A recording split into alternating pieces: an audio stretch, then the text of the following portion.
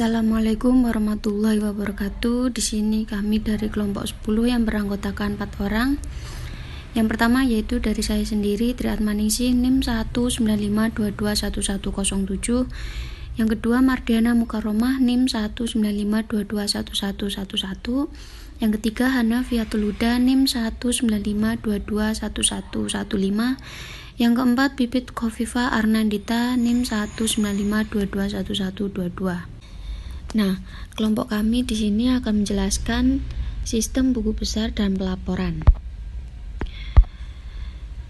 Materi yang pertama yaitu pendahuluan. Yang pertama, sistem buku besar dan sistem pelaporan keuangan merupakan dua sistem yang mempunyai interdependensi operasional sehingga keduanya dipandang sebagai satu sistem tunggal, yaitu sistem buku besar dan pelaporan keuangan.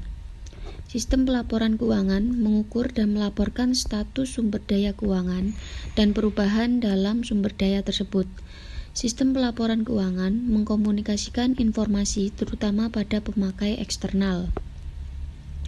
Jenis pelaporan ini disebut non-discretionary karena organisasi memiliki sedikit atau tidak ada sama sekali pilihan dalam informasi ini terdiri atas laporan keuangan tradisional, pengembalian pajak, dan dokumen hukum lainnya.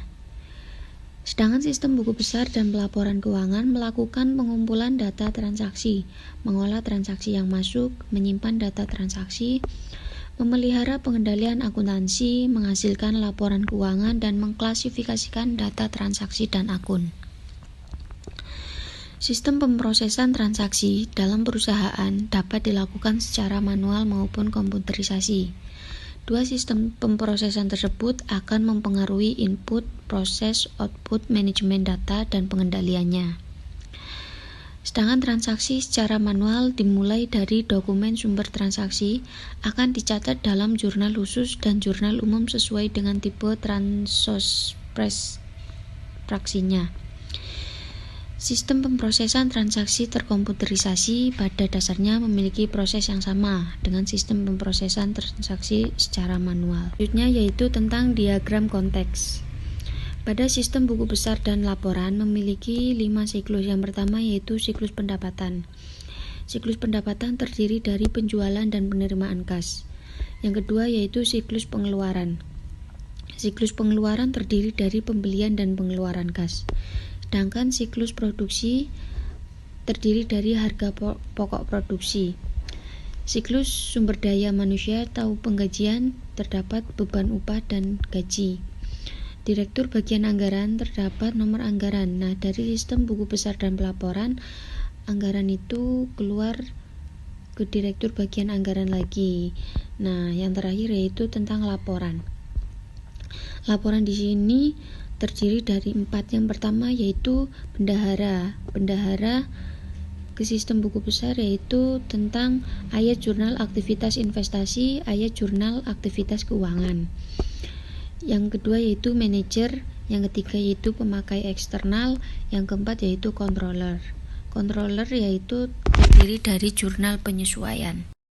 Materi selanjutnya yaitu perbarui buku besar. Aktivitas memperbarui terdiri dari memasukkan ayat jurnal yang terdiri dari 2 sumber. Yang pertama yaitu subsistem akuntansi. Subsistem ini biasanya memperbarui buku besar dengan membuat ayat jurnal ringkasan yang menyajikan hasil dari semua transaksi yang terjadi selama periode waktu tertentu, yaitu hari, mingguan, ataupun bulanan. Yang kedua, bendahara.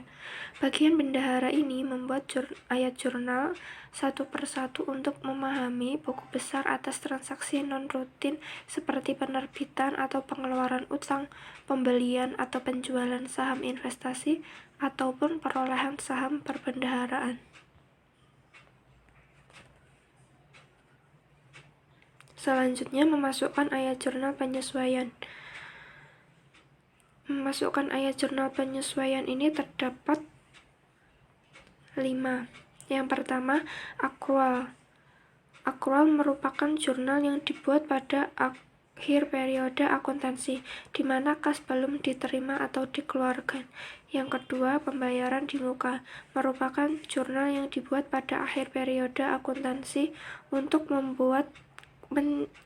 mencerminkan pertukaran kas sebelum kinerja kegiatan terkait. Yang ketiga, perkiraan. Jurnal yang mencerminkan sebagian dari biaya yang terjadi selama beberapa periode akuntansi. Yang keempat yaitu penilaian ulang. Penilaian ulang ini jurnal yang dibuat untuk mencerminkan perbedaan nilai yang sesungguhnya dengan yang dicatat. Yang kelima, perbaikan. Jurnal yang dibuat untuk meniadakan pengaruh kesalahan yang ditemukan dalam buku besar. Selanjutnya, membuat laporan manajerial. Langkah-langkah yang pertama yaitu aktivitas keuangan dalam sistem buku besar dan pelaporan menghasilkan berbagai laporan manajerial. Yang kedua, laporan pengendalian buku besar termasuk yaitu daftar voucher jurnal dan daftar saldo akun buku besar. Kemudian laporan ini digunakan untuk memverifikasi akurasi proses dan memasukkannya ke buku besar. Tujuan, ancaman, dan prosedur pengendalian. Untuk tujuan pengendaliannya sendiri pada sistem buku besar dan pelaporannya hampir sama dengan tujuan pada siklus SIA atau Sistem Informasi Akuntansi lainnya yang didiskusikan dalam bab sebelumnya, yaitu semua pembaharuan ke buku besar diotorisasi dengan benar. Kemudian semua transaksi buku besar yang dicatat harus valid. Selanjutnya, semua transaksi buku besar yang valid dan diotorisasi telah dicatat. Semua transaksi buku besar dicatat secara akurat. Data buku besar dijaga dari kehilangan atau pencurian. Kemudian, aktivitas sistem buku besar dilakukan secara efisien dan efektif. Peluang teknologi informasi untuk meningkatkan pelaporan keuangan. Dalam hal ini, pemfokusannya ada pada penggunaan teknologi informasi agar dapat mengurangi waktu dan biaya yang akan dikeluarkan. Penggunaannya juga dapat mengakses secara elektronik. Tidak ada lagi yang memasukkan data secara manual karena semua telah terformat secara elektronis. Ancaman 1 yaitu kesalahan dalam pembaharuan buku besar atau adanya data pada buku besar yang tidak akurat atau valid.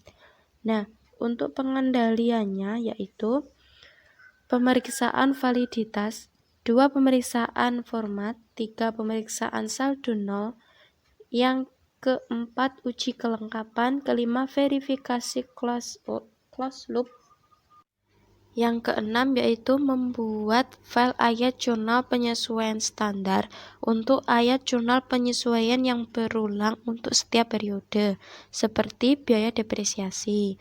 Yang ketujuh yaitu pemeriksaan tanda dari saldo akun buku besar saat pembaruan selesai, untuk memverifikasi saldonya telah benar antara debit dan kredit.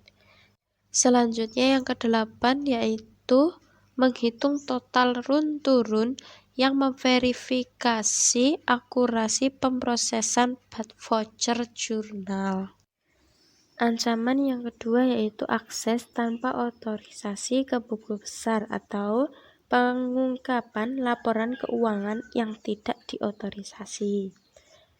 Nah, untuk itu akses tanpa otorisasi ke buku besar dapat mengakibatkan kebocoran data, rahasia kepesaing atau kerusakan pada buku besar.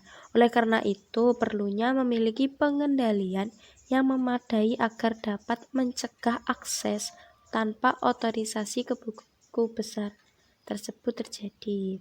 Kemudian, ID dan password dalam pemakaian harus digunakan untuk mengendalikan akses ke buku besar dan pemisahan tugas yang benar. Selanjutnya, pengendalian atas pembuatan catatan voucher, jurnal karena otorisasi perubahan saldo akun buku besar. Baik, yang selanjutnya saya akan menjelaskan mengenai ancaman ketiga, yaitu kehilangan dan kerusakan data buku besar. Buku besar sendiri merupakan komponen kunci dari sistem informasi akuntansi organisasi. Terdapat pengendalian cadangan yang mencakup pertama, penggunaan label file internal dan eksternal untuk melindungi buku besar yang terakhir dari kerusakan yang tanpa disengaja. Dan yang kedua, pembuatan cadangan buku besar secara rutin. Baik, yang selanjutnya mengenai model data buku besar. Di dalam database buku besar, terdapat 3 hal yang harus diperhatikan. Yang pertama, membaca model data, dan yang kedua, manfaat model data terintegrasi, dan yang ketiga, pertimbangan pengendalian internal. Yang pertama yaitu membaca model data, di mana kunci utama dalam membaca model data ini terdiri dari 2 atribut, yaitu yang pertama nomor akun buku besar dan nomor departemen, di mana nomor akun ini digunakan untuk mengidentifikasi tipe dari akun tersebut, sedangkan nomor departemen ini yang bertanggung jawab atas sistem akuntansi. Dan yang kedua yaitu manfaat model data terintegrasi. Model data keseluruhan perusahaan yang terintegrasi seperti ini dapat secara signifikan meningkatkan dukungan yang diberikan untuk pembuatan keputusan manajerial. Demi menghargai fakta ini, bayangkan bagaimana daftar akun dalam sistem buku besar tradisional membatasi analisis lanjutan dari data biaya. Lalu yang terakhir yaitu mengenai pertimbangan pengendalian internal, di mana untuk menggunakan model database tersentralisasi ini dapat membantu manajemen untuk menjaga keakuratan serta konsistensi data.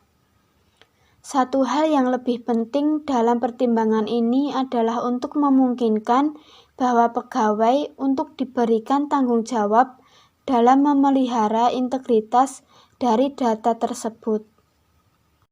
Sekian penjelasan materi dari kelompok 10, semoga bermanfaat. Wassalamualaikum warahmatullahi wabarakatuh.